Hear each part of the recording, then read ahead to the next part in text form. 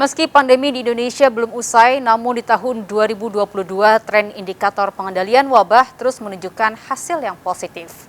Pemerintah juga memastikan proses pemulihan kesehatan melalui percepatan vaksinasi dan penguatan sistem kesehatan akan terus berlanjut.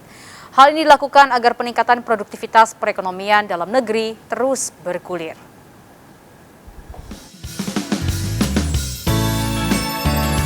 Intervensi sektor kesehatan menjadi prioritas utama dalam upaya penanganan pandemi coronavirus agar pemulihan ekonomi nasional semakin menguat. Pemerintah telah menyiapkan 6 pilar strategis sebagai langkah menjadikan Indonesia kembali normal, yakni transformasi layanan primer dan layanan sekunder, transformasi sistem ketahanan kesehatan, sistem pembiayaan, sistem SDM, serta teknologi kesehatan. Hal ini menjadi bahasan dalam MNC Group Investor Forum 2022 bertajuk Strengthening Indonesia's Resiliency and Transformation. Yang pertama adalah untuk melakukan vaksinasi secepat-cepatnya agar bisa selesai.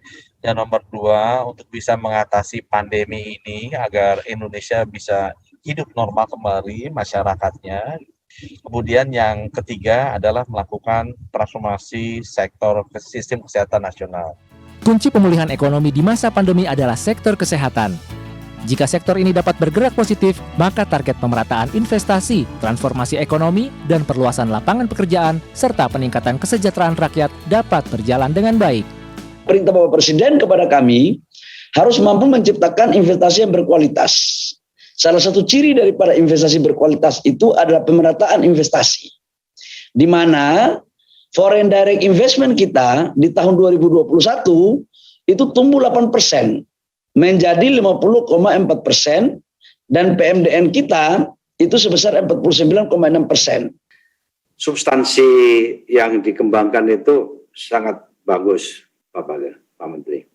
Seperti fokus pada nilai tambah, ya, industri nilai tambah. Tadi saya lihat juga pabrik mesin meningkat, ya, terus masuk ke industri-industri yang hilirisasi itu sangat akan memberdayakan sumber daya alam kita yang lebih lagi.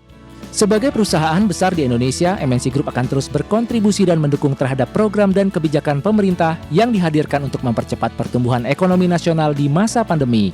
Tim Liputan iNews melaporkan.